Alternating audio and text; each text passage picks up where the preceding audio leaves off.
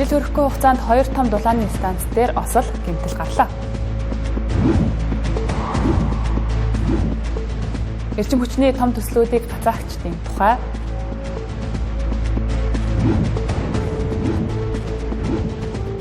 Ахлах ангийн 48 хүүхэд мансууруулах сэтгцэд нөлөөлөх бодис хэрэгжилсэн байжээ.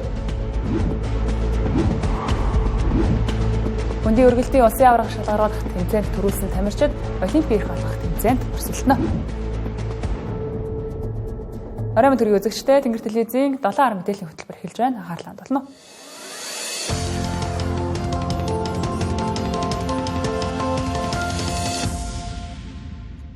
Жил хүрэхгүй хугацаанд Улаанбаатар хотын 2 том цахилгаан станц тэг зогсож таг гацгаа шахлаа. Эхнийх нь зуны талуунд таарсан бол удаах нь өвлийн энэ хүйтэнтэй давхцлаа.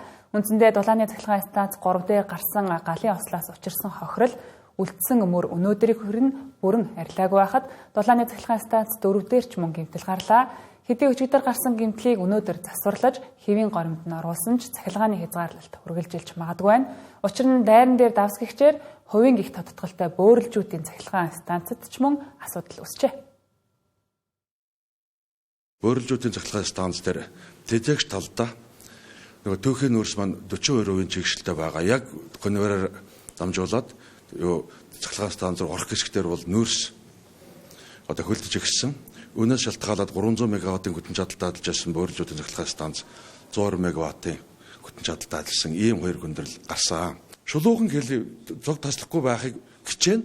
Гэхдээ энэ нөөцгүй тоноглол дээр ямар нэг тоноглол дээр гэмтэл гарах юм бол гэмтлэг устдах хугацаанд бол тодорхой хэмжээний хязгаарлалт хийх буюу тог таслах юм байдал үргэлжлэхийг үүсэхгүй.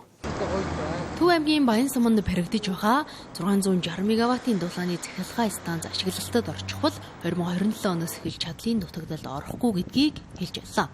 Гэхдээ одоо байгаа станцуудынхаа тоног төхөөрөмжийг шинжлэхгүй бол тасралтгүй өснө нэмэгдэж байгаа хэрэгцээг хангаж чадахгүй нь ойлгомжтой. За гэвч тоноглол шинжлэхэд шаардлагатай мөнгийг салбарын сайд нь төсөвд суулгаж чадахгүй байна гэж зовлон тоочж байна.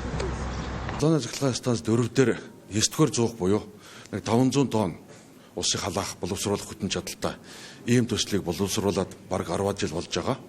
Би тухайлбал 2022 оны 8 сард эрчим хүчний сайдаар томилогдсон.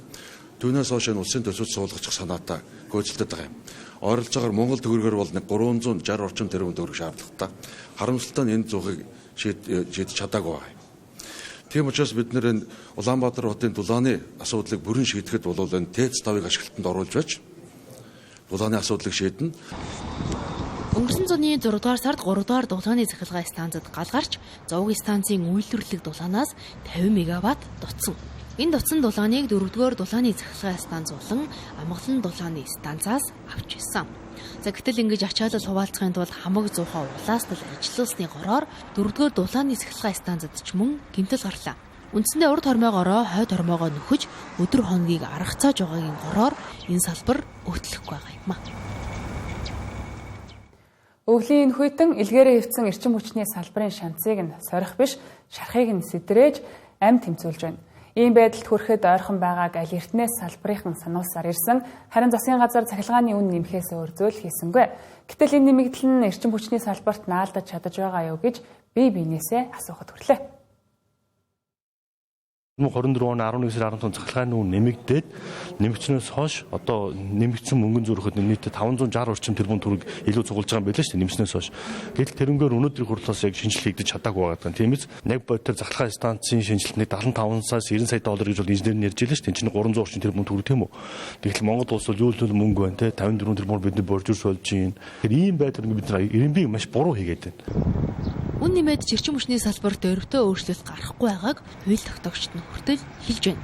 Харин засгийн газар дараагийн алхмаа хийж эрчим хүчний салбарын зарим компаниудыг хөвчлөх асуудлыг улсын хурл руу оруулж ирээд байгаа юм а. Гэтэл зарим улсын хурлын гишүүдийн зүгээс эрчим хүчний үнийг өртөгт нь бүрэн нийцүүлж либералчлахаас нааш хөвчлаад ч ашиггүй. Стратегийн салбараа эрсдэл оруулахыг гэж болгоомжилж байгаагаа илэрхийлсэн. За тэгвэл эрчим хүчний салбарынхны зүгээс хэрхэн оновчтой хөгжил хийх тухай дараах хувилбарыг санал болгож байна. Улсын бодлогоор ч юм уу ерөөдөө дамжуулах сүлжээг бол төрийн өмчтэй хайхан зүг гэж үздэг юм байлээ. Их усүр тал юм уу хангах тал дээр бол хувьчлах нь бол бас олон улсын орнуудад туршлагын харахад бол маш их зөвөр хэрэгжиж явсан тохиолдол байт юм байлээ. Манай улсад болох юм бол дархан салхингийн түгээгсүүлжээгээд компани бол хувьчлагдсан байгаа.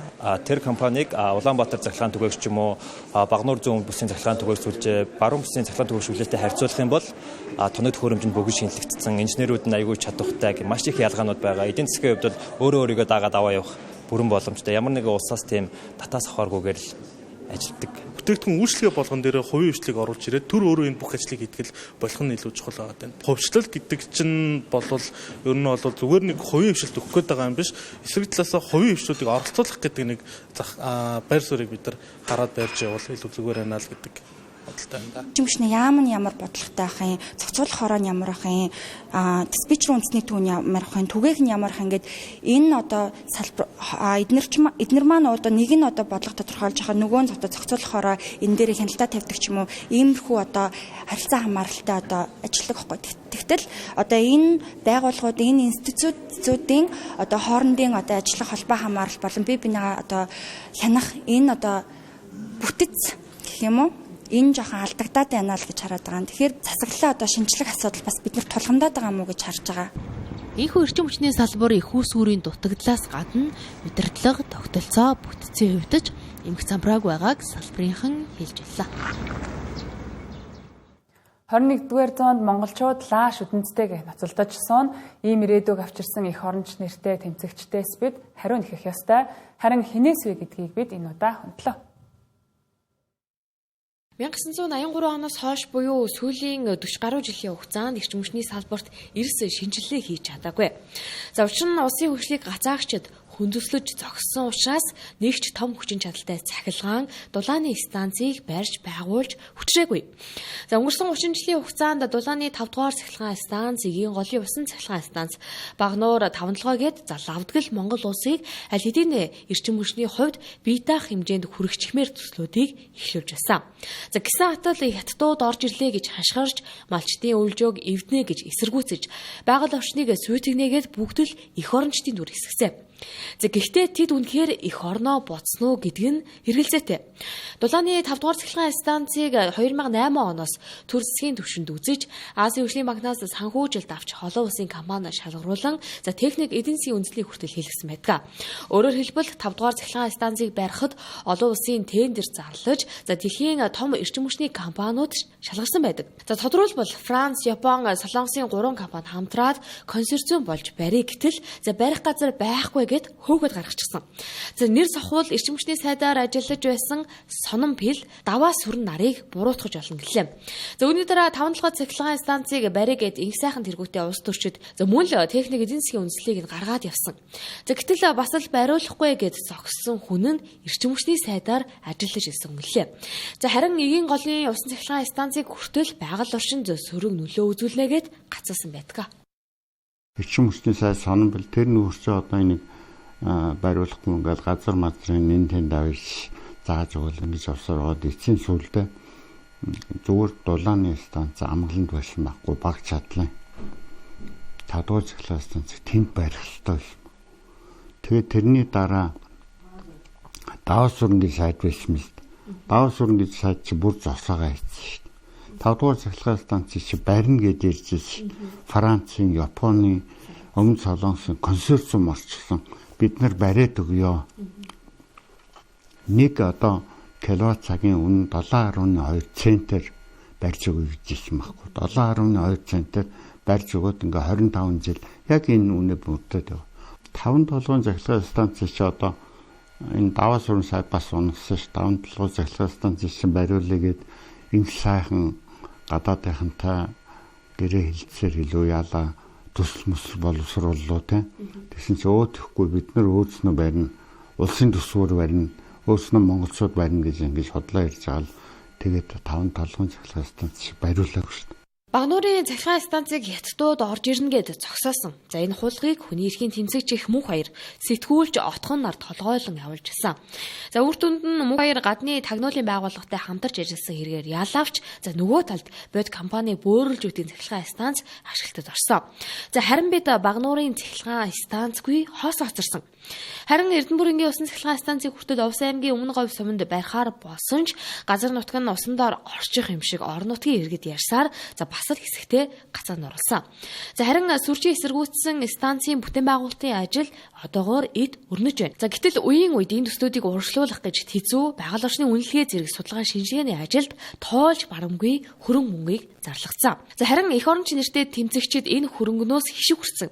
За эндээс улс орны эрх ашгийг цөөн хідэн хүний өчүүхэн эрх ашиг дийлсэн болохыг өнөөдрийн Улаанбаатарын өвлийн өнгөтөрхөөс харж байна. Эрчим хүчний салбарыг дээд хөгжлөөс нь хоош чангаасан эх орончид за харин уулуурхай салбар руу халтаад удаж байна.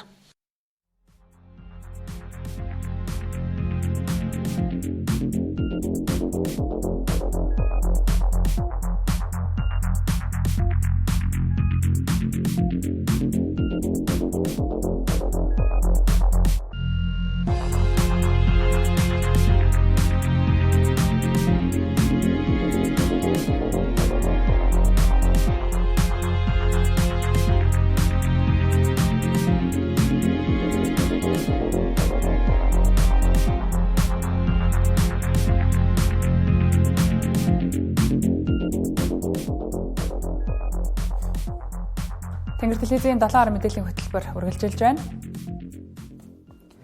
Улаанбаатар хотын терминал төмөр замын аюултай ачааны асуудлыг шийдвэрлэх Банхангаа чиглэлийн төмөр замын бүтээн байгуулалтын ажил өнгөрсөн оны 4-р сард эхэлжээ. Энд дотоодын 63 аж ахуй нэгж 2400 инженер 1400 гаруй техник хэрэгсэлтэйгээр ажилласан. Харамсалтай нь 10-р сараас төслийн санхүүжилт зогсож, эдгээр аж ахуй нэгжүүд Монголын төмөр зам төрийн өмч төвцөд компаниас төлбөрөө авч чадахгүй байсаар өнөөдрийг хүрчээ.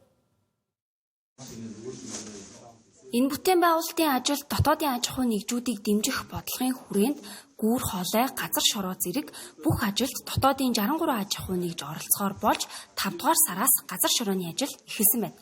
За урагштай байсан ажил 10 дугаар сараас эхлэн удааширч эхэлжээ. Учир нь шаардлагатай санхүүжилт шат шатандаа гацаж хамтран ажиллагч байгууллагууд хүнд нөхцөлтэй байна гэлээ.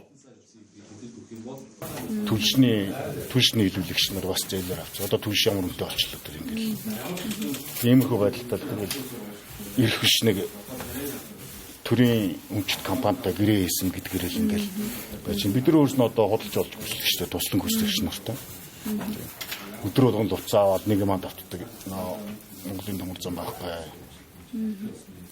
гэсэн маягтай. Тэгэл тэрийг давтаад авах зуцаа авах хэцүү ингээл дам дамаал өчнөө үнэ амьдрал одоо энэ шалтгаан юм л болчихлоо шүү дээ.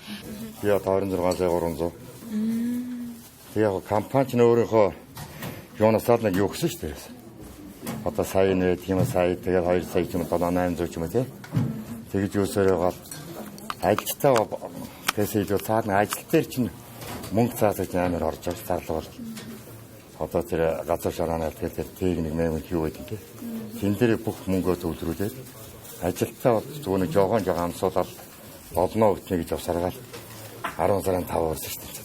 Миний нэг. Энэ асуудалтай холбоотой Монголын төмөр зам төрийн өмчөд хувьцаат компаниас мэдээлэл хийлээ.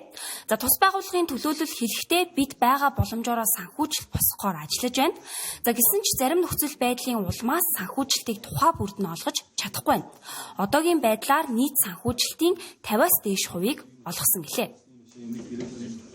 Манай компани зүгээс бол яг та бүхэн гэсэн мэдээлэл авч байгаа. Эхлээд хөгжлийн банкнаас зээл авахар хөөцөлж исэн. Гэвч цагийн нөхцөл байдлаас шалтгаалаад хөгжлийн банк маань манай зээл одоо өгөх ажил ингээд удаашралтай байсан. За энэ хүрээнд бид бол дотооддоо засгийн газраар тогтоол гаргаад одоо нээлттэй бондыг гаргасан байна. За энэ бондын санхүүжилтээрээ олон компани үндсэн өөрийнхөө хөрөнгөөр нийтдээ 200 орчим сая 200 тэрбум төгрөгийн санхүүжилтийг болгосон. Манай компани бас одоо ингээд яг бондын асуудал маань нэлээд удаашралтай явж байгаа. За өнөөдрийн байдлаар авсан мэдээлэлээр бол голон тонк манайд тодорхой хэмжээний бондын санхүүжилтийг бас олгохоор ингээд явж байна.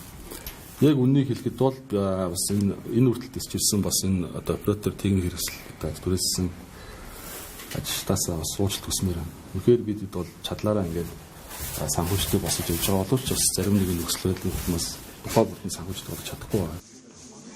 Энэ бүтээн байгуулалтын нийт өртөгт 300 тэрбум төгрөгийн төсөв шаардлагатай гэж төлөвлөж байгааг нь. Ажил урагштай явж байсан 2025 оны 10 дугаар сар хүртэлх хугацаанд 200 тэрбум төгрөгийг гүйцэтгэгч аж ахуй нэгжүүдэд олгосон байна. За ингээд 10 дугаар сараас эхлэн санхүүжилт зогссноор 63 аж ахуй нэгж техник хэрэгслийнхээ түрээсийг төлж чадахгүй, за ажилчдынхаа цалинг тавьж чадахгүй, банк бус санхүүгийн байгууллагын өрөө төлж чадахгүй зэрэг олон санхүүгийн дарамттай 4 сарыг өнгөрөөж байгаа гэлээ. Автозам арчлалт засварын 20 компанийг нэгтгэл болгосноос хойш компани нүр ашиггүй, ажилчид нь цалингаач авч чадахгүй болсон ч дарганд нь баяжсаар байгааг их сурвалж хэллээ. Сүүлийн 2 жилийн хугацаанд энэ байдал бүрч гарсаар байна. Түүнчлэн 2024 оноос хойш бүтцийн өөрчлөлт оруулна гэсэн ч одоо хэрэн тодорхой шийдэлд хүрээгүй учраас энэ оны төсвийн санхүүжилтээ авч чадаагүй гэлээ. Дархан Улаанбаатар чиглэлийн зам цасанд дарагдаж мөсөнд хужигдан хальтргаа гулгаа ихтэй байгааг олон хүн захим орчинд шүүмжлэн бичиж байна. Учир шалтгаан нь автозамын засвар арчлалтыг хийх хүний нөөцийн дутагдaltaй байгааг нь. Автозамын засвар арчлалтын нэгтгэлд бүтцийн өөрчлөлт хийнгээд 2 жил дамсан ч хизээ бүтцээ өөрчлөх нь тодорхойгүй, цалин мөнгөөж өгч чадахгүй байгаа зэрэгээс ийм байдалд хүрсэн гэж үйлдвэрчний эвлэлээс нь хэллээ. Мөн 1.4-өөс 1.5 сая төгрөгийн цалингаар хөхөө өвлийн хүүтэнд гадаа ажиллах хүн олдохгүй байгаа юм а. Түүнчлэн цасанд боогдсон зам болон замын мөсийг цэвэрлэх тоног төхөөрөмж байхгүй учраас төмөрлөгийн үйлдвэрээс зээлж хэрэгэлдэг байна. Энэ мэт асуудлаас болж нийт автозам засвар арчлалтын ажилчид уул уурхай зэрэг өндөр цалинтай байгууллагт ажилд орхолжээ. Одоо хуучин ингээд бид асуу 20 азан компаниуд үйл ажиллагаа явуулж байхад бол авдаг цалин бол байхгүйсэн. Зарим компаниуд одоо шилбэл сайн менежертэй байсан компаниуд бол 3-5 сар хүртэл цалин өгчээсэн байгаа байхгүй юу. Гэтэл чинь одоо сая нэгтгэл зохион байгуулагдаад тэгээд нийт 20 азааны дунд одоо цалингийн стандарт үндсэн цалин дараа нь хувьсах цалин гэж бий болгоолол дараа нь ингээд явж яснаа яг хөтөр үндсэн цалингийн нөгөө сая 500 өгөөл за хувьсах цалингийн одоо өгөхгүй ч гэдэг юм. Тэгээд ажлын ажлаас шалтгаалаад одоо тодорхой үр дүнтэй ажилласангүй ч гэдэг юм. Янз янзын байдлаар ингээд хувьсах цалинг нь хасчдаг. Тэгээд нөгөө усууч яадаг хөтөр нөгөө өмнөх авч яасан цалин бол эрс буурсан. Ямар нэгэн бүтэц зохион байгуулалт хийхэд бол тэр хүний ажилласан цалин өмнөх авсан цалингаас нь бууруулахгүй шүү дээ. Бид нар хөдөлгөөний тухай хуулинд байж байгаа шүү дээ. 21 аймгийн хэмжээнд 600 гаруй автозамын засвар арчлалтыг хийж гүйцэтгэдэг ажилтан байна. Жилээс жилд зам өргөжин тэлж байхад ажиллах хүчнээ нэмэхгүй, тоног төхөөрөмжөө шинжлэхгүй хэрн төсвөө бууруулсаар байгааг холбогдох албанаас хэллээ. Тухайлбал өнгөрсөн оноос энэ оны төсөв нь 50%-аар буурч 56 тэрбумыг төсвөлжээ. Буурсан ч төсвөө авч цалингаа тавья гэхээр бүтцийн өөрчлөлт хийгдээгүй, тодорхойгүй байдлаас болж сангийн яамнаас авч чадахгүй байна гэлээ. Үгээрч зогсохгүй ажилчдын нийгмийн даатгалын шимтгэл, татварыг төлөөгүй хэдэн сарын өртөө учраа ажилчид нь эрүүл мэндийн үйлчилгээч авч чадахгүй байдалд хүрчээ. Нийгмийн даатгал татвараа төлж чадхаа байсан 7 сараас хойш төлөгдөөгүй эрүүл мэндийн даатгалын даатгалд одоо бид нар хувь хүнээс авж байгаа татвараа авж байгаа боловч нэгтгэл азаа маань төлбөр төлж чадахгүй нийгмийн даатгал татварт өртөө учраас эрүүл мэндээ үзүүлж чадахгүй. Хоёрдугаар залуучууд үр зээл авах гэхээр татвар нийгмийн даатгал төлөөгүй учраас зээлэнд хамрагдаж чадахгүй байна. Автозамын засварын арчлалт нь иргэдийн аюулгүй зорчигтой шууд холбоотой. Гэтэл үүнд төр засгаас анхаарал хандуулахгүй байгааг энэ жишээнээс харж болохоор байна. Хүний аймнаас эрүүл мэнд эд хөрөнгийн хохирол учирсан зам тээврийн ослын 80% нь орон нутгийн замд үйлдэгддэг. Эндээс орон нутгийн замын засвар арчлалтыг сайжруулах, хүний нөөцөө нэмэгдүүлэх хэрэгцээтэй байгааг харж болохоор байна. Найзуудтайгаа хөвгөлдөж, дэгэж дэрвэж яваа хүүхдээ жирэмсэн болсон гэж сонсох эцэг эхчүүдэд хүн цохилт болох нь тодорхой. Харамсалтай нь жилд 7-8 мянган жирэмсэн охид их хүүхдийн эрүүл мэндийн үндэсний төвд ханддаг байна. Нэг талаар хувь хүний жирэмсэн болсон охидын асуудал мэт боловч нөгөө талдаа нийгмийн маш том асуудал юм. Өсвөр насныхан мэдээлэлгүй, мэдлэггүй учраас өөрийгөө хамгаалж чадахгүй байгааг ч эмчнэр хэллээ. Дэлхийн эрүүл мэндийн байгууллага 10-аас 19 настай жирэмслэлтийг өсвөр насны жирэмслэлт гэж үздэг. Дэлхийд дахинд 15-аас 19 насны охидын төрөлт мянган хүн тутамд 43. Харин манай улсад 30 гэсэн судалгаа байна. За өөрөөр хэлбэл 100 охин тутмын 3 нь өсвөр насндаа ээж болж байна. Харин жирэмслээд үр хөндүүлж байгаа, зулбуулж байгаа тоо мэдээлэл бидэнд байхгүй. За манай улсын хувьд өсвөр насныхны жирэмслэлт бусад улс оронтой харьцуулахад өндөртөө ордог. Хүүхэд нөхөн өрчхүүн эрүүл мэндийн талаар мэдээлэл авах, ярилцах хамгийн тохиромжтой орчин бол гэр бүлийн орчин гэж эмч зөвлөж байна. Мэдлэг бол хамгаалал гэж бол илүү их зөвлөдөг. За яагаад гэх юм бол ээж аав чинь ч юм эцэг их чинь багш чинь чамайг 24 цаг ингээд дааж явахгүй, чамайг хамгаалж байгаа зүйл бол чиний өөрийн чинь мэдлэг байх хэрэгтэй. Тийм учраас ийм зүйлийг мэдж байгаа да, энэний талаар мэдлэгтэй байгаа да, ерөөсөө санаа зовох юм байхгүй. Энэ бол чиний хамгаалж байгаа, чамайг хамгаалж байгаа хамгийн том зэвсэг гэж бол хэлж зөвлөгөө өгдөг. Тэгэхээр эцэг эхтэйгээ харилцаа муугаас болоод одоо өөрөө дур мэдэн им уух гэдэг ч юм уу, тий өөрөө дур мэдэн одоо эмч тандах гэдэг ч юм уу, тиймэрхүү нөхцөл байдлууд үүсдэг байхгүй. Тэгэхээр хамгийн түрүүнд одоо хэцүү асуудал тулгарч байхад хэлэх хүн нь хэн байх хэвтэй юм бэ гэдэг нь асран хамгаалагч гэр бүлийн хүн байх хэвтэй. Жирэмслэх дан ганц охтын буруу биш. Хүчинд өртсөн, мэдхгүйгээс алдсан гэд олон шалтгаантай. Гэхдээ нэгтэй жирэмсэн бол даван туулахт нь зөвлөгөө мэдээлэл чухал. За охтын эрхийг хамгаалах чиглэлд үйл ажиллагаа явуулдаг Гүнж төвийн 2024 онд хийсэн судалгаагаар өсвөр насндаа жирэмсэлсэн охтын 70% нь төлөвлөөгүй. Цаашид хэрэгхээ мэдэхгүй байдалтай байдаг байна. За охтууд сэтгэл зүйн хувьд хүнд байдалд байхаас гадна гэр бүл эргэн тойрносоо сэтгэл санаа болоод бие махбодын дарамт мэдэрдэг. Мөн боловсрлоос ч хөндөрдөг лээ. Иймээс өсвөр насны охтод за тэдний эцэг эхчүүдэд бэлгийн боловсролын талаарх мэдлэг олгох сургалт нөлөөллийн ажлыг Гүнж төрийн бус байгууллага хийж байна. Гүнж төвд жилд 40 гаруй охид өсвөр насны жирэмслэлтэй холбоотой асуудлаар ханддаг байна. Хамгийн илүү их нийгмийн ялгарлыг хүртэж байгаа нь бол өсвөр насны ээжүүд байгаа. Тэгээд ерөөсөө өсвөр насндаа хүүхэд төрүүлж байна, жирэмсэн болж байна гэдэг чинь тэр хүүхдийн өөрийнх нь буруутай үйл ажиллагаа шийдвэр ерөөсөө биш байхгүй. Энэ өөрөө манай нийгэм хүүхдүүдтэй яаж хандж байгаа яг л тэр дүр зураг харагдаж байна гэсэн үг. Бид нар ирээдүйн хойч үеийн хүүхдүүдээ янз бүрийн эрсдэл буруу шийдвэр гаргахаас нь юм уу эсвэл эрсдэлд орохоос нь урьдчилан сэргийлэх ёстой, тэрнтэй холбоотой ойлголт мэдлэгийг өгч явах ёстой, чадахжуулж явах ёстой, ярьж хэрж ойлгуулж таниулж явах ёстой. Тэр бүгдийг насан туршсан хүмүүс хийж явах ёстой. Тэр хүүхдүүд өөрсдөө тэрийг олж аваад мэдлэг мэдээлэл аваад ингээд өөрсдөө чадахчих хүртэл хугацаа шаарддаг. Ер нь бол залуу энэ охид жирэмсэлж хүүхэд төрүүлж байгаа асуудалд ултаас уртаа ажиллах ёстой юм байна гэдэг бас юм одоо улс төрийн сонирхол гэх юм уу да байдаггүй манай улс.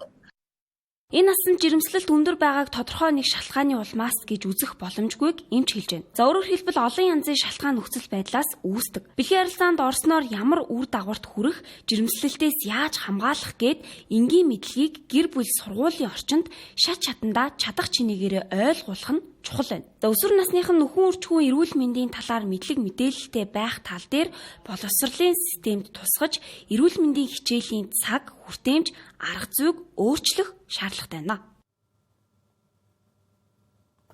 Манай улсад 13-аас 25 насны 10,000 залуус тутмын 8,600 хар тамхи мансууруулах бодисыг хэрэглэх талаар бодож байсан.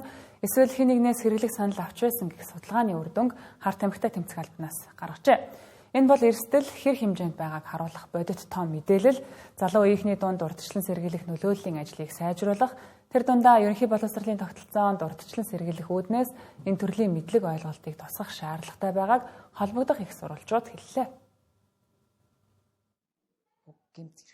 Тухайлбал тулааны спортын тамирчин инх төр чимээгүй тахал болсон хар тамхинаас залуучуудыг хамгаалахын тулд сайн дураараа ертөнц төслийг эхлүүлж хар тамхины хохирогчд подкастыг хийж эхлүүлсэн. Өнгөрсөн 7 дугаар сараас эхэлсэн уг подкаст залуучуудын дунд үзэлтэн бусад нөлөөллийн ажлуудаас хамгийн сайн байгаа нь нууц бишээ. Мансууруулах, сэтгцэд нөлөөлөх бодист ганц удаа гэдэг зүйл байхгүй учраас залуучууд хэрэглэж болохгүй гэдэгтээ нүүр тулах нь чухал гэдгийг төслийн санаачлагч онцолж байлаа. Манай контент ямар ч дэмжлэггүй явж байгаа. Хавар гэхэд энэ контентын төгсгөл дээр гаднаас одоо энэ хар тамхины хол зуршлыг мэддэг доктор, профессор гадаадаас юм авчирч 10 жилийн хүүхдүүдэд сургалт, семинар, боловсрол болох тийм төлөвлөгөө ер нь одоо зорилго тавьсан ажиллаж байгаа. Цагаан тахал гэж нэрлэгддэг хар тамхитай зөвхөн цагдаагийн байгууллага дангаараа тэмцэх бус боловсрол, эрүүл мэнд гээд хүүхэд залуустай холбоотой бодлого тодорхойлагч яамдууд олон нийтэд энэ талаарх мэдээллийг зөв аргаар хүргэхэд дэмжлэг үзүүлж хамтран ажиллах хэрэгтэй гэлээ. Ялангуяа өсвөр насныхан болохгүй гэсэн зүйл рүү улам тэмүүлдэг учраас тэдэнд эрсдлийг урьдчилсан байдлаар зөв ойлгуулах, боловсрол олгох нь чухал болжээ. Нэг жишээ гэвэл нэр бүхий ерөнхий боловсролын сургууль дээр хийсэн шалгалтаар Ахлах ангийн 48 хүүхэд мансууруулах сэтгэл сэгцэд нөлөөлөх бодис хэрэгэлсэн тохиолдол гарч байжээ. Тиймээс үүнд боловсрал болоод эрүүл мэндийн салбарын үүрэг оролцоо дутагдж байна. За 25 оны хугацаанд бол цагдаагийн газрын хардамт эдийн засгийн албанаас за хүүхэд залуучууд өсвөр үеийн залуучуудад чиглэсэн урьдчилан сэргийлэх чиглэлээр бол за нийт цахим орчинд болон телевиз, радио мэдээллийн хэрэгслэр 300 гаруй удаагийн одоо мэдээллийг бэлтгэн түгээж за энэ давхцсан доогоор 13 сая орчим хэрэглэгчдэд хүрсэн байна. Энэ төрлийн гэмтрэгт холбогдоод шалгагдаад ирж байгаа өсвөр насныхан болон за тэдгээрийн арга эцэг их асран хамгаалагчтай уулзаад ярилцлага хийгээд үзэхээр хамгийн том хүчин зүйлс нь юу байдаг вэ гэвэл эцэг их асран хамгаалагчийн хараа хяналт сул за мөн иргэдийн мэдлэггүй байтал энэ зүйлд маш их одоо нөлөөлдөг гэсэн үг. Харт эмхний хэрэгт холбогдсон хүмүүсийн 92%-ийг 13-аас 35 насных нь эзлэж байна. Тэдний хувьд бусдаас авсан буруу ташаа ойлголтоороо эрсдлийг мэдэлгүй ганц удаа хэрэглээд үзье гэсэн бодлоос болж алдаж хохирч байгааг мэргэжилтэн хэллээ. Эцэг эхчүүдийн хувьд ч гэсэн мэдлэг ойлголт багтаагаас болоод хүүхдээ анзааралгүй донтогч болсон хойно нь амаа барих тохиолдол нэмэгдэж байгаа учраас энэ талаар тодорхой хэмжээний ойлголттой байж хүүхдээ анзаарч хараа хяналтаа сайжруулах нь зүйтэй гэлээ.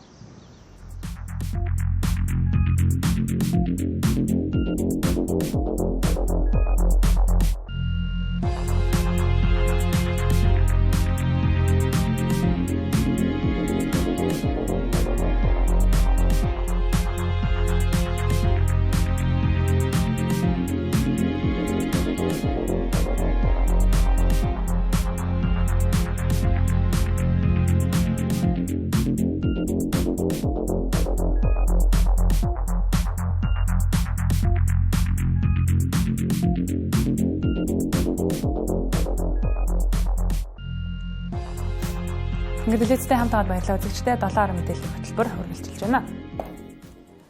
Швейцарын Давос хотод дэлхийн эдийн засгийн 56 дахь удаагийн чуулга уулзалт үргэлжилж байна. Энэ хүрээнд дэлхийн аялал жуулчлалын чуулга уулзалтын өндөр түвшний хуралдаан боллоо.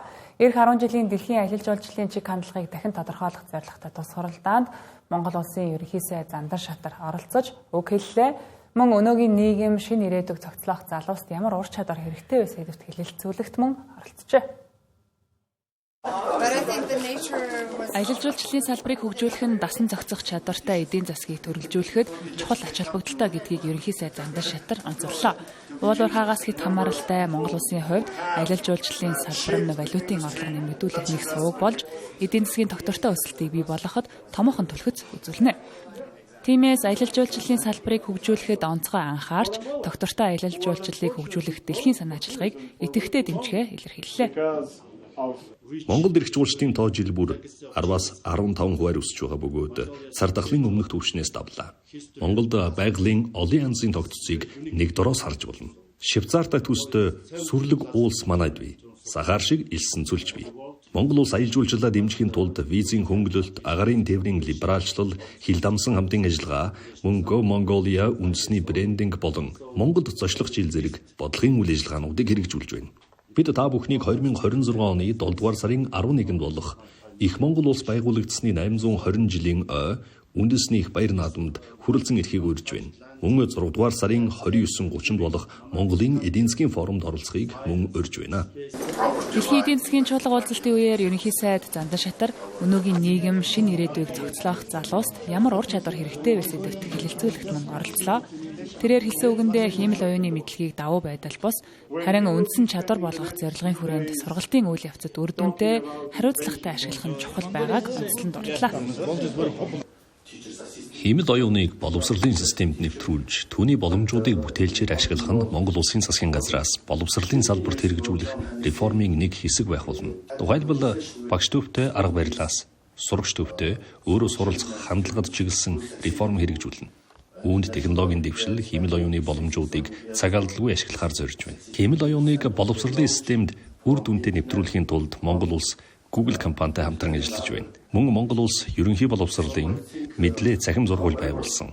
Энэ бол хүүхдүүд мөн л орон зай цаг хугацаанаас үл хамааран шилдэг багш нараас өргөн мэдлэгийг авах талбар юм. Багшлахуугаас суралцахуйд чиглэсэн боловсролын шинжилгээний хүрээнд Монгол улс ирэх хичээлийн жилээс бага боловсролын хөтөлбөртөө хиймэл оюун, технологи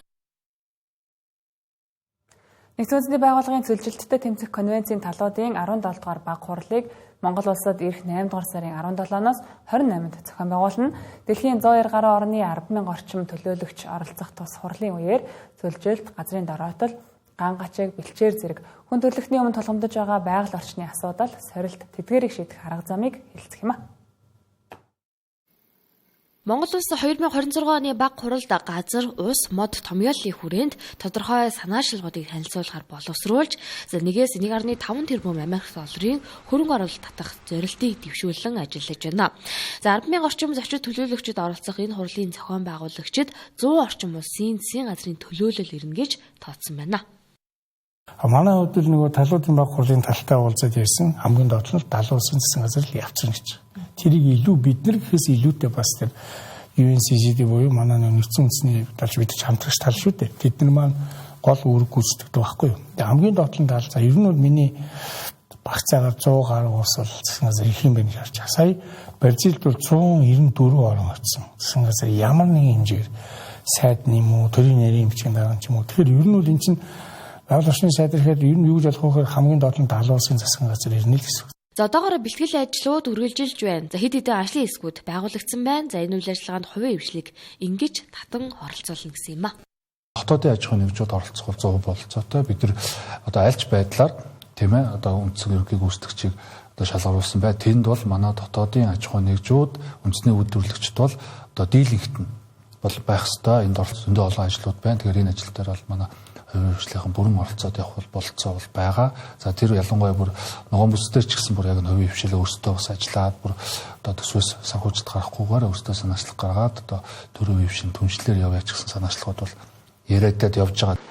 За тухайлбал энэтхэг ус 26 сая газрын нөхөн сэргийг төсөөлүүлж 1.5 тэрбум Америк долларын хөрөнгө оруулалтыг татсан байдаг. Харин 2024 онд Сауди Арабийн хаан тус ганц цэцэрлэх чадварыг нэмэгдүүлэх түншлэлийг олон улсын хэмжээнд хэрэгжүүлэхээр санаачлан 1215 тэрбум Америк долларын амлалтыг багажуулсан.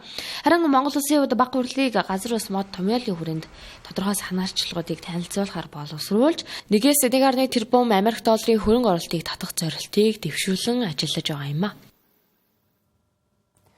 Гадаа хасах 41 хэм хүртэл хөөтөрч байгаа энэ үед замын цагдаа нарын хувьд хувцс нь хангалтгүй, ачаалал ихтэй хүнд нөхцөлд ажиллаж байна. Нийслэлд 215 уулзар, гарц дээр 441 цагдаагийн албан хаагч ажиллаж байгаа юм. Тэд өдөрт 3 ээлжээр ажилдаг, халуун хөтөн, байгалийн гамшиг, баяр ёслол гээд бүх нөхцөлд амралгүй ажилдагч олон нийтийн замын хөдөлгөөний аюулгүй байдлыг хангах хариуцлагатай алба гэж тэд хэллээ. Ээлжин солигдох цаг болсон ч гэлээ замын цагдаа нар тухайн ажиллаж байгаа уулзуурынх нь ачаалал буурахгүй бол цагтаа буудаггүй. Гэлээгээд тэдэнд илүү цагийн урамшуулал олгодоггүй. Үүнээс гадна замын цагдаагийн хувцас 3 жилийн ноормтой. Энгийн хүн 3 жил нэг өвлийн куртэг өмсгөд л элчин алдагдаж хүйтэн даардаг. Гэтэл цагдаа нар нэг өвлийн дүрмд хувцаа 3 жил өмсөж байгаа нь хувцас хэрэгсэл нь хангалтгүй байгааг харуулж байна. Гэхдээ тэд ажлаа хүнд хэцүү гэж шантралгүй, төөртөлгүй, иргэдийнхээ аюулгүй байдлыг хамгаалдаг баатрууд юм а. Тэдний нэг цагдаагийн албааг жотхон тамирыг үзэгч тантай уулзуулъя. Тэрээр цагдаагийн байгууллагт 16 жил, үүнээс 13 жилд нь замын цагдаагаар ажиллажээ. Яг одоо би бол энэ уулзуур дээр нэмэлтээр үр гүйцэтгэлээр ирсэн байна. За ер нь бол ойролцоо уулзуурууд хоорондоо солигдож маневр хийдэг. Одоо бол яг гасах 32 градусын хүтэн байна шүү дээ. Тэгэхээр ер нь бол албаагчаа 1-2 цаг гарын амрах. Зарим үедээ бол ээлж солилцгүйгээр тухайн албаагчааг өөрийнхөө үндсэн чиг үүрэгтэрээ уулзуураасаа гарч чадлагүйгээр ажиллах тохиолдол ч байдаг янз янз. Гэхдээ яг одоо бол албаагч нар маань яг ээлжээр солигдоод үүрэг гүйцэтгэж байна. Би одоо нэг тухайн албаагчтайгаа солигдоод яг цагийн зай болж байна. Одоо уулзуур руу ороод 2 цаг үүрэг гүйцэтгээд тэр хооронд манай албаагч маань хяналтчилгаалтай хийн. Өчигдрөөс эхэлсэн тогны хязгаарлалт цагдаа нарын ажлыг хүртэл нэмэгдүүлж тээг болж байна. Тогны хязгаарлалттай холбоотой зарим уулзуурын гэрлэн дахиад ажиллахгүй байгаа учраас төгжрөл үүсэж тэр хэрээр цагдаа нарын ажлын ачаалалч нэмэгдэх болжээ. Мөн жолооч нар замын хөдөлгөөний дүрмээ баримтлах нь нэг талдаа замын цагдаагийн ажилд тус дэмтэй гэдгийг цагдаагийн албаагчийн төлөөлөл хэлж байлаа. Лос Анжелес 2028 Олимпийн хөндийн өргөлтийн төрөлд оролцох тамирчдад эрхийн оноо олгох тэмцээнүүд энэ оны 6 дугаар сараас нэгдэнэ. Харин манай улсын баг тамирчдын хувьд Олимп хүртэлх сорилго өнөөдөр хөшгөө нээсэн улсын аврах шалгаруулах тэмцээнээс эхэлж байна. Өнөөдөр маргааш 2 өдөр бүхий өргөөнд явагдах эрэгтэйчүүдийн 72 дахь, эмэгтэйчүүдийн 22 дахь удаагийн улсын аврах шалгаруулах тэмцээний аваргууд Олимпийн эрхийн төлөө 2 жилийн хугацаанд Чансааны оноо цуглуулж олон улсын тэмцээнүүдэд хүч сэрэх юм а. Энэ жилийн улсын аврах шалгаруулах тэмцээнд 15 байгууллагын 120 гаруй тамирчин 16 жингээр өрсөлдөж байна. Жин тус бүрийн төрүүлсэн тамирчид үндэсний шигшээ багт сонгогдож, Лос Анжелес 2028 Олимпийн наадамд оролцохын төлөө зүтгэх юм. Манай тамирчдаас анх цэцэг Токио 2020 Олимпийн 4-р байр шалгарч, Олимпийн наадмаас монголчууд медаль гардах бололцоотой спортын төрлүүдийн нэг нь яг аргагүй хөндийн өргөлт гэдгийг нотолсон билээ. Энэ нь Монголын хөндийн өргөлтийн 70 жилийн түүхэнд алтан үсгээр тэмдэглэгдэх оргил амжилт төдийгүй олон хүүхэд залуусын сэтгэл итгэлийн оч бадраас нь гарцаагүй юм а. Харин шинээр сонгогдсон Монголын хөндийн өргөлтийн холбооны удирдлагууд эх жилийн улсын аврах шалгаруулах тэмцээнд оролцогч тамирчдын тоог 2 дахин нэмэгдүүлэх зорилтыг дэвшүүлжээ. Манай анх цэцэг шиг ийм байглаас заяасан юм өгөгдөлтэй ийм тамирчид бол Монголд зөндөө байгаа. Хоноо хариулаад малаа туугаад явж байгаа гэж бид нэр хардаг. Тэгээ тэр болгоныг олж нээх нь бидний гол зорилго гэж үзэж байгаа. Тэгээд удирдлагын багаас бас энэ тал дээр бас анхаарал хандуулж, төлөвлөгөө боловсруулж, цаашдын үйл ажиллагаагаа зорилго болгоод ажиллаж байгаа. Өөрөө тэмцээнд ороход зөвхөн яг өөрийгөө хариуцдаг те, яг өөрийнхөө нойрыг, хоолыг, бэлтгэлийг те хүн тасгалжуулж орох гэдэг бол бас шал өөр ингээд мэдрэмж байна. Илүү их ингээд энерги, илүү их ингээд сэтгэл юу гэдэг нь баг тамирчингаасаа илүү юм сэтгэлийн төгсөлч гэх юм уу. Тиймэрхүү өнөд айгүй их байна. Тэгээд бэлтэж оруулж байгаа тамирчид манаас их сайн бэлтгэлээ сайн хангасан. Тийм учраас тамирчдынхаа дэвжэнээр гараад тэмцээний сэтгэл зүй болоод ур чадварын тэмцээнээр илүү захиулна гэж бодож байна. Тэгээд айгүй гоё наа. Манай олон сэндрэлтэй холбооны хувьд бол 6 сараас хойш Лос Анжелес Олимпийн эрхийн тэмцээнд эхлэн явчихнаа. Тэгэхээр манай хөндийн өргөлтийн тамирчин маань үндсэндээ хамгийн багадаа 6 эрх олох тэмцээнд оролцсон байх ёстой. Тэгэхээр энэ 2 жилийн хугацаанд энэ 6 тэмцээнд бол оролцож зааваршгүй оноогоо авснараа эрхээ олцох юм боломжтой байна. Хөндийн өргөлтийн үндэсний шигшээ багийн бүрэлдэхүүн 12 тамирчин 2 дасгалжуулагчийн квоттой байдаг. Лос Анжелес 2028 Олимпийн хөндийн өргөлтийн төрөлд ирэх авч оролцохын тулд хамгийн багадаа Чансааны оноо олгох 6 тэмцээнд хүч сорих шаардлагатай юм а. Энэ жил гэхэд хөндийн өргөлтийн баг тамирчдыг дэлхийн аврах шалгаруулах тэмцээнээс гадна Азийн наадам гэсэн 2 томоохон тэмцээн хүлээж байгаа юм.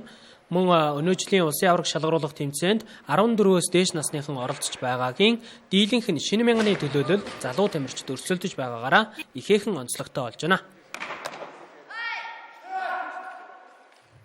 Улсын хурлын дарга учрал Дорногов аймгийн Эрдэнэ суманд байрлах 30 мегаваттын хүчин чадалтай Эрдэнэ нарны цахилгаан станцын үйл ажиллагаатай танилцлаа. Энэхүү нарны цахилгаан станцыг Solar Power Mongolia компани дотоодын хөрөнгө оруулалтаар байгуулжээ. Тэд Монголд анх удаа биедан ажиллах Black Start туршилтыг хийж, үр дүнд нь анхны нар батарей хосолсон станцыг байгуулсан байна. Нарны цахилгаан станц 134 цаг буюу 5 хоног нэг өдөр замын үүдийг биедан цахилгаанаар хангасан бөгөөд оргил ачааллын үед 2 аймгийг бүхэлдэн тог цахилгаанаар хангах хүчин чадалтай юм байна. Би тэгэхэд төвийн эрчим хүчнээс янз бүрийн эрчим хүчний дутагдлах, гэмтэл гарах, аваар садал болох үед энэ орон нутгийг жишээлбэл замын үүдийг бүрэн бие дааж цахилгаанаар хангадаг ийм Монголын анхны станц болсон. Үүнээс гадна сэргээгт эрчим хүч, нарны эрчим хүчийг тэр хурааг уртаа хослуулснаар маш тогтвортой цахилгааны их үүсвэр болж болох юм аа. Бид өнөөдөр яг ингээд Дорногов аймгийн Эрдэнэ суманд зорж ирж байгаа шалтгаан бол энэ сэргээгт эрчим хүчийн тархмал их үүсвэрийг аймаг орон нутгуудад яг энэ жишгийн дагуу байгуулах юм бол биднэрт бас их болцоо байна. Тэгжээж энэ эрчим хүчний доголдол алдагдлаас бол одоо салах юм байна. Яг энэ нар батарей хосолсон энэ станцыг барихад бол 4-5 сар зарцуулсан мөртлөө бусад бичиг цаас дүрм журамч чинь баг 10 жил зарцуулж ирнэ гэж харамсалтай байхгүй. Тэгэхээр тэ зөвшөөрөл авах га тэгээд ингээд бүх энэ бичиг баримтын шатамжлах чинь маш их. Тэгэхээр бид бол зүгээр энэ хөтөлбөрийн хүрээнд энэ бичиг цаас дүрм журам энэ саад бэрхшээлүүдийг нь арилгая гэдэг одоо зорилготой байна. Тархмал их үүсвэрийн үед бол өөрөө давуу тал нь юу юм бэ гэхээр ийм урт шугамуудын алдагдлыг өөрөө нөхөж байна. За дээрэс нь гадагшаа гарч байгаа валютын нөөцийг бол одоо багасгах ийм одоо давуу талтай. Дээрэс нь мэдээж одоо эрчим хүчний хараат байдлыг бол одоо бууруулах ийм олон давуу талтай юм төслүүд байна. За энэ төслийг бол ингээ хараад үзэж байхад одоо энэ замын үед сумыг бол одоо ерөөхдөө бүхэлд нь бол тоогоор хангах хүчин чадалтай. Тэгээ илүү гарснаа дээрээс нь төвийн сүлжээ рүү буюу одоо хот руу те бусад одоо эрчим хүчний тусгалттай байгаад сүлжээ рүүгээ нийлүүлэх ийм одоо өндөр ач холбогдолтой ийм төсөл байна. Их хурлын зүгээс засгийн газар чиглэх их хурлын тогтоол батлагдсан. За энэ хүрээндээ бол их хурлын дарга хүчирхлийн байгуулсан 3 зүүн хөтөлбөрийн хүрээнд энэ жилийн хугацаанд бол тархмал их үүсвэрээр 100 мегаватт сэргийгдэх эрчим хүчийг ялангуяа шугамын алдагдал өндөртэй эрчим хүчний толгомж байгаа газруудад яаралтай богино хугацаанд шийдэх чиглэлийн дагуу засгийн газарт хяналт авах чиглэлээр ажиллаж байна. За энэ хүрээндээ бол хурлын даргын анхаарахсан ажлын хэсэг бол эрчим хүчний зохицуулахаараа эрчим хүчний яам дээр ямар хүндрэлж бэрхшээл байна, орон нутгийн газар дээр ямар хүндрэл бэрхшээл байна. Энийг яаж богино хугацаанд хурдан шуурхаагаар шийдвэрлэж болох уу? Тэрэн дээр нь яаж хэрхэн хяналт тавиад энэ богино хугацаанд энэ ерөөсөө үр дүн гаргах вэ гэдгийг л одоо газар дээр нь орж бүх салбар яамдууд дээр нь журмууд дээр нь хүртэл орж ажиллаж. Улсын хурлын дарга учрал чөлөөлийн санаачлагыг эхлүүлж энэ хүрээнд нарны элчийг журмсан 15 зөвшөөрлийг цуцалжээ. Эрчим хүчний их үүсвэр түүний хэрэглээ хүртээмжийг нэмэгдүүлэхэд чиглэж байгаа бодит ажил шилдэг туршлагуудтай танилцах, судалж сурталчлах, дэлгэрүүлэхэд онцгой анхаарч хэлсэн байна. Өнөөдрийн байдлаар бол нэг 16 үе шат дамжлагыг дамждаг юм байна. Одоо хувь хөрөнгө оруулагчийн хүү төслийг хэрэгжүүлэлээ гэж бодоход. За энийг нь бид нар судалж үзэхэд бол нэг хооронд нь багцлаад бөөгнөрүүлээд тийм ээ хөнгөлөөд нэг 6-7 үе шат болгох боломжтой байгаа юм л та. Чөлөөлийн аян энэ мэтээр үргэлжилнэ. За Дорногов аймгийн Эрдэнэ сумын нутаг дэвсгэртээр яг Монгол хүний хөдөлмөр мөнгө хөрөнгөөр шийдэгдэж бүтээн босгосон 30 киловаттын нарны станц бол энэ бүс нутагт тэр дундаа Монгол орны хамгийн томоохон бомб замун утсан Дорногов бүс нутгийг хангахад маш их хувь нэмрээ оруулж байгаа. Энэ станц байгуулагдсанараа төвийн эрчим хүч багнуураас наашаа хангаж байгаа манай эрчим хүчний доголдол за мөн эрчим хүчний гинтийн тасалдал аливаа асуудал гарахад бол эднийхээс бол одоо шууд нийлүүлдэг. Мөн одоо Монгол улсын хамгийн томоохон бомб, олон улсын бомб замун утас сумын тасралтгүй хэвийн үйл ажиллагаа хангахад энэ станц ажилтнанд орсноор үр өгөөж өгч эхэлсэн. Нарны цахилгаан станц нь байгаль дээлтэй доктортой эрчим хүчний их үүсвэр болж хүлэмжийнхийн ялгарлыг бууруулахад бодиттой хувь нэмэр оруулдаг.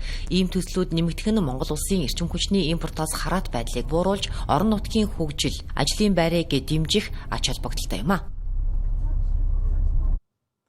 Тэнгэр телевизийн 7 10 мэдээллийн хөтөлбөр студиэс шууд хөрлөө. Анхаарал хандуулсанд баярлалаа.